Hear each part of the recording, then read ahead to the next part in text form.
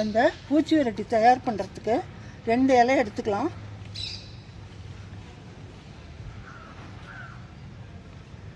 இந்த எருக்கஞ்செடி வந்து ஒரு இயற்கையான பூச்சி விரட்டி. இந்த பால் இருந்ததுன்னா அதோடையே எடுத்துக்கோங்க. அதுக்கு தான் வந்து பூச்சிகள் வந்து விரண்டுடும்.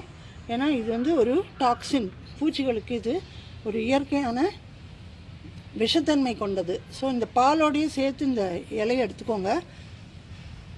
இதை வந்து எப்படி நம்ம ப்ரிப்பேர் பண்ணி ஒரு பூச்சி விரட்டியாக தயாரிக்கலாம் அப்படிங்கிறது சொல்கிறேன். இப்போ இந்த இயற்கையான பூச்சி விரட்டி தயாரிக்கிறதுக்கு 4 பொருள் எடுத்துருக்கேங்க. எல்லாமே நமக்கு இயற்கையாக கிடைக்கிறது தான். பக்கத்தில் இருந்தால் கூட நீங்கள் எடுத்துக்கலாம், இல்லை உங்கள் வீட்லேயே இருந்தால் எடுத்துக்கலாம். நான் வந்து இப்போ 2 மடல் கற்றாழை எடுத்தேன் இல்லையா, அதை வந்து நான் சின்னதாக கட் பண்ணிக்கிறேன். எல்லாத்துக்குமே க்ளவுஸ் போட்டுக்கோங்க, அப்போ உங்களுக்கு அந்த அலர்ஜி வராது. ஏன்னா நான் இப்போது இந்த எருக்கஞ்செடியோட இலை வேறு எடுத்திருக்கேன். ஸோ இப்போ இதை வந்து சின்னதாக கட் பண்ணிவிட்டு நம்ம மிக்சியில் போட்டு அரைக்க போகிறோம். 2 மடல் கற்றாழை, அப்புறம் இந்த இலை, இந்த பிச்சு போட்டுக்கோங்க. 2 எருக்கலை எடுத்திருக்கேன். அப்புறம் இந்த வேப்பிலை பாருங்கள், இந்த சீசனுக்கு ஃப்ரெஷ்ஷாக எங்கே வேணால் கிடைக்கும். இது வந்து இதோட தன்மையெல்லாம் என்னன்னு நான் போக போக சொல்கிறேன். இது எதனால் நம்ம பூச்சி விரட்டியாக உபயோகிக்கிறோம் இதனாலேயும் அப்படிங்கிறது நான் போக போக சொல்கிறேன்.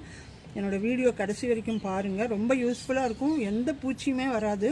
எப்போவுமே இயற்கையான பூச்சி விரட்டி உபயோகிக்கும் போது நம்ம மாற்றி ஏதாவது தயார் பண்ணி கொடுக்கணும். ஒரே பூச்சி விரட்டியை யூஸ் பண்ணக்கூடாது. அப்போ பூச்சிகளும் உங்களுக்கு அடிக்கடி தாக்க தான் செய்யும். ஸோ இப்போ இன்றைக்கி வந்து நான் யூஸ் பண்ணுறது வந்து இந்த 4 பொருள். இதில் வந்து ஒன்று வந்து இந்த வேப்பிலையை வந்து இந்த மாதிரி இலையாக தனியாக உருவி எடுத்துக்கோங்க.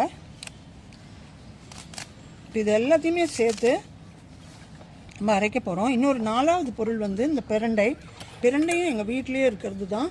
இதை வந்து நீங்கள் சின்னதாக கட் பண்ணுறது எதுக்குன்னா மிக்சியில் ஈஸியாக அரைப்படுறதுக்காக. இதுவும் உங்களுக்கு கைக்கு வந்து அரிப்பு எடுக்கும், அதனால் க்ளவுஸ் போட்டுக்கோங்க, இல்லைன்னா கேர்ஃபுல்லாக கட் பண்ணி போடுங்க. இது எல்லாத்தையுமே நான் வந்து மிக்சியில் அரைச்சி எடுத்துன்னு வந்திருக்கேன். இது ஒரு அரைச்ச உடனே யூஸ் பண்ண வேண்டாம். ஒரு 1 hour அந்த இன்க்ரீடியன்ட்ஸ் எல்லாம் சேர்ந்து வரதுக்காக வைங்க. அதுக்கப்புறமா நம்ம வடிகட்டி டைல்யூட் பண்ணி யூஸ் பண்ணிக்கலாம். இப்போ நான் வந்து இதை 4யுமே அரைச்சி கொண்டு வந்திருக்கேன் பாருங்கள். இது ரொம்ப ஸ்ட்ராங்காக இருக்குது, ஸ்மெல் இருக்குது. எவ்வளோ க்ரீன் கலரில்